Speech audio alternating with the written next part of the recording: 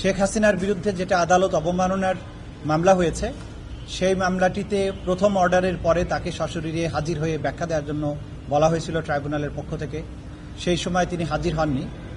পরবর্তী সময়ে গত ২৬শে মে দুটি জাতীয় পত্রিকাতে বিজ্ঞপ্তি দিয়ে তাকে নোটিশ দেওয়া হয়েছিল যে তিনি এবং তার আরেকজন যিনি আছেন সাথে আওয়ামী লীগের গাইবান্ধার একজন নেতা শাকিল আহমেদ, তারা যেন আদালতে উপস্থিত হয়ে তারা যে সমস্ত আদালতকে অবমাননাকর, আদালতের প্রসেসকে বাধাগ্রস্ত করার জন্য আদালতের যে সমস্ত সাক্ষী আছে তাদেরকে হুমকি দেয়া, হত্যার হুমকি দেয়া, তাদের বাড়িঘরকে জ্বালিয়ে পুড়িয়ে ধ্বংস করে দেওয়ার যে হুমকি দিয়েছেন, যেটাকে ট্রাইব্যুনাল মনে করে যে এই ট্রাইব্যুনালের বিচার প্রক্রিয়াকে বাধাগ্রস্ত করার জন্য সরাসরি একটা অ্যাটেম্পট।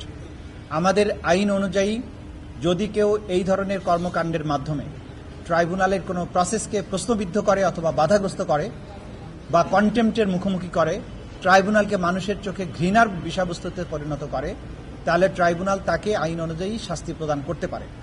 সে কারণে এই নোটিশ জারি হয়েছিল। সাধারণভাবে যে নোটিশটা বাড়িতে গিয়ে জারি করা হয় সেটা জারি হয়েছে। দ্বিতীয় দফায় পত্রিকাতে নোটিশ জারি হয়েছে, তারপরেও তারা আজকে পর্যন্ত হাজির হননি। আদালত ন্যায় বিচারের স্বার্থে আরেকটা শেষ সুযোগ দিয়েছেন।